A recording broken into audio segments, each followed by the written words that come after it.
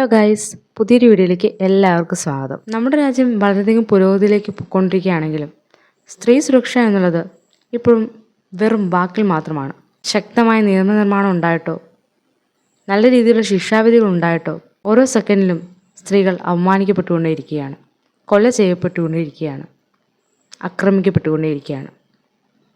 കഴിഞ്ഞ ദിവസം തമിഴ്നാട്ടിലെ വെല്ലൂരിൽ നടന്ന ഒരു സംഭവമാണ് ഇപ്പോൾ വളരെയധികം ചർച്ചാ വിഷയമായിക്കൊണ്ടിരിക്കുന്നത്.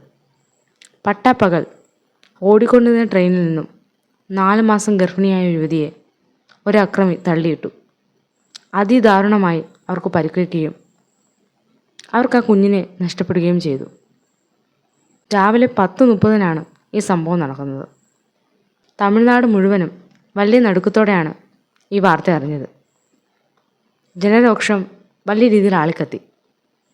രാവിലെ ഒരു 11:30 കൂടിയാണ് തമിഴ്നാട്ടിലെ വെല്ലൂരിൽ റെയിൽവേ പാളങ്ങൾക്കിടയിൽ നിന്നും ഒരു യുവതിയെ നിരവധി പരിക്കുകളോടെ റെയിൽവേ ഗൺമാൻ കണ്ടെത്തുന്നത്. അവർ ഉടനെ തന്നെ ആശുപത്രിയിൽ എത്തിച്ചു. ആശുപത്രിയിൽ എത്തിച്ച് അവർക്ക് ബോധം വന്നതിന് ശേഷമാണ് നടന്ന സംഭവങ്ങൾ ലോകമറിയുന്നത്.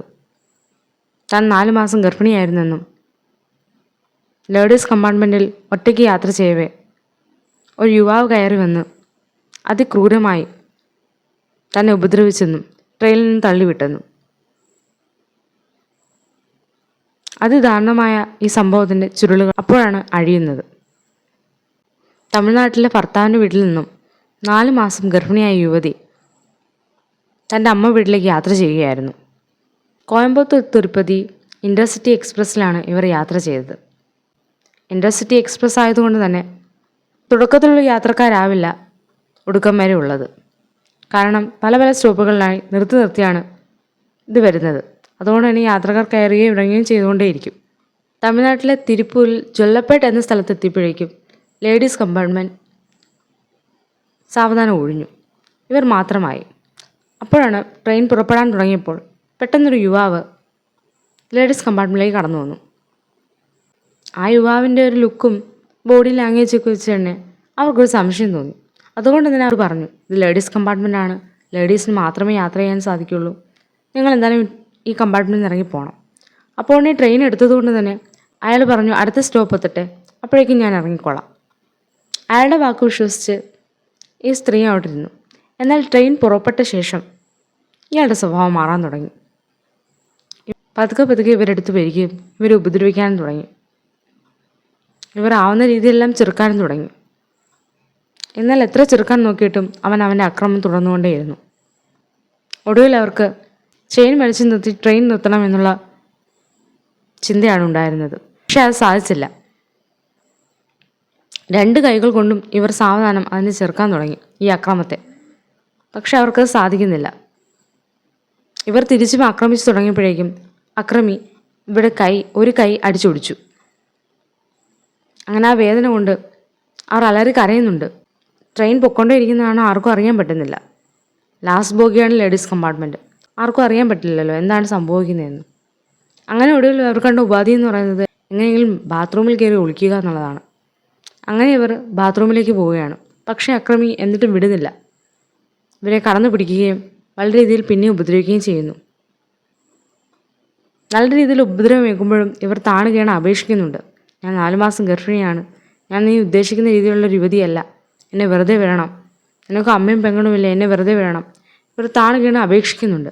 പക്ഷേ അതൊന്നും അവൻ ചെവിക്കൊള്ളുന്നില്ല. അവൻ അതിദാരുണമായി ഇവരെ ആക്രമിക്കുകയാണ്. അവസാനം എങ്ങനെയൊക്കെയോ ട്രെയിനിൻ്റെ ഡോറിൻ്റെ അടുത്തെത്തി ഇവരെ തള്ളി പുറത്തേക്കിട്ടു. ആ വീഴ്ചയിലാണ് അവർക്ക് നിറയെ പരിക്കുകൾ സംഭവിച്ചത്. ശരീരം നിറയെ ഫ്രാക്ചറുകളും മുറിവുകളുമായിട്ടാണ് പോലീസിന് ഇവരെ ലഭിക്കുന്നത്. ഹോസ്പിറ്റലിൽ എത്തിച്ചപ്പോഴേക്കും കുഞ്ഞിന് മരണം സംഭവിച്ചിരുന്നു. ഈ ആക്രമണത്തിന് ശേഷമാണ് അവർക്ക് കുഞ്ഞിന് നഷ്ടപ്പെട്ടത്. പ്രതിയെ തിരയാൻ വേണ്ടിയുള്ള എല്ലാ സംവിധാനങ്ങളും പോലീസ് ആരംഭിച്ചു. അങ്ങനെ ഇവൻ അതിക്രമിച്ച് കയറിയ സ്റ്റേഷനായ തിരുപ്പൂരിലെ സ്റ്റേഷനിൽ നിന്നുള്ള CCTV ദൃശ്യങ്ങളിൽ നിന്നും പ്രതിയായ ഹേമരാജിനെ കണ്ടെത്തി. പ്രതിയെക്കുറിച്ചുള്ള കൂടുതൽ അറിവുകൾ പുറത്തു വന്നതോടെയാണ് നാട്ടുകാരും പോലീസും വരെ ഞെട്ടിയത്. കാരണം ഈ പ്രതിയായ ഹേമരാജ് എന്ന് പറയുന്നത് ഗുണ്ട ലിസ്റ്റിൽ ഉൾപ്പെട്ട ഒരാളാണ്. കൂടാതെ നിരവധി മോഷണ കേസുകളിലും അതുപോലെ തന്നെ ഒരു സ്ത്രീയെ ആക്രമിച്ച് മോഷണ ശ്രമത്തിനിടയിൽ ആക്രമിച്ച് കൊല ചെയ്തതിന് ഇവൻ ജയിലിലായിരുന്നു. ജാമ്യത്തിൽ ഇറങ്ങിയ ശേഷമാണ് ഇവ ഇങ്ങനൊരു പ്രവൃത്തി ചെയ്തിരിക്കുന്നത്. അതുകൊണ്ട് തന്നെ ജനങ്ങൾക്ക് വലിയ രീതിയിലുള്ള രോക്ഷമാണ് ഈ പ്രശ്നത്തിന് ശേഷം ഉണ്ടായിരിക്കുന്നത്. കാരണം ഒരു ഗുണ്ടാ ലിസ്റ്റിൽ ഉൾപ്പെട്ട ഒരാളാണ്, ഹാബിച്വൽ ഒഫൻഡറാണ്, അതായത് തുടർച്ചയായി ഇങ്ങനെയുള്ള പ്രവൃത്തികൾ ചെയ്യുന്ന ഒരാളാണ്. അങ്ങനെയുള്ള ഒരാളെ എന്തിനിങ്ങനെ പുറത്തു വിട്ടു? അതുകൊണ്ടല്ലേ ഇങ്ങനൊരു സംഭവം ഈ സ്ത്രീ നേരിടേണ്ടി വന്നത്. ഒരുപക്ഷെ നമ്മുടെ നിയമത്തിൻ്റെ പരിരക്ഷ അവനുള്ളത് കൊണ്ടാണ് അവൻ വീണ്ടും വീണ്ടും ഇങ്ങനെ കൃത്യങ്ങൾ ചെയ്തുകൊണ്ടേയിരിക്കുന്നത്. ഇനിയും അവനെ ഇങ്ങനെ പുറത്തു വിട്ടുന്നത് ഇനിയും ഇങ്ങനെ ആക്രമിച്ചുകൊണ്ടേയിരിക്കും. ഗുണ്ടാ ലിസ്റ്റിൽ വരെ പേരുള്ള ഒരാളാണ്. അത്രയും കൊടും ക്രിമിനലായ ഒരാൾക്ക് ഇങ്ങനൊരു ജാമ്യം അനുവദിച്ചുകൊണ്ടാണ് അയാൾ ഇങ്ങനൊരു കൃത്യം ചെയ്തത്. കാരണം അവൻ തുടർച്ചയായി ഇങ്ങനെ കൃത്യങ്ങൾ ചെയ്യുന്നതുകൊണ്ട് അവനത് കുഴപ്പമില്ല. പക്ഷേ ഇതിനിരയാകേണ്ടി വരുന്നത് നിരപരാധികളായ സ്ത്രീകളാണ്. അവിടെയാണ് സ്ത്രീ സുരക്ഷയ്ക്ക് വലിയ ചോദ്യചിഹ്നങ്ങളാവുന്നത്. ഇപ്പോൾ നടക്കുന്ന നിരവധി കേസുകളെടുത്താലും ഒരു കുറ്റകൃത്യം ചെയ്ത ആൾ തന്നെയാണ് വീണ്ടും വീണ്ടും കുറ്റകൃത്യങ്ങൾ ചെയ്തുകൊണ്ടേയിരിക്കുന്നത്. വ്യക്തമായ നിയമപരിരക്ഷ അയാൾക്ക് കിട്ടുമെന്നുള്ള ഉറപ്പുള്ളതുകൊണ്ടാണ് അവർ വീണ്ടും വീണ്ടും ഇങ്ങനെ ചെയ്തുകൊണ്ടേയിരിക്കുന്നത്. അതോടൊപ്പം തന്നെ ചൂണ്ടിക്കാട്ടുന്ന മറ്റൊരു കാര്യമാണ് ഇന്ത്യൻ റെയിൽവേയുടെ അനാസ്ഥ. ഒരു ലേഡീസ് കമ്പാർട്ട്മെൻറ്റിൽ സ്ഥിരമായൊരു സെക്യൂരിറ്റി നിയമനമോ അല്ലെങ്കിൽ സ്ഥിരമായൊരു ചെക്കിങ്ങോ നടത്താത്തതുകൊണ്ടാണ് ഇങ്ങനെയുള്ള ആൾക്കാർ നുഴഞ്ഞു കയറി ഇങ്ങനെയുള്ള പ്രശ്നങ്ങൾ ഉണ്ടാക്കുന്നത്. ഒരു പക്ഷേ കൃത്യമായൊരു ചെക്കിംഗ് ഉണ്ടായിരുന്നെങ്കിൽ ഒരിക്കലും ഈ സ്ത്രീക്ക് ഇങ്ങനൊരവസ്ഥ ഉണ്ടാവില്ലായിരുന്നു.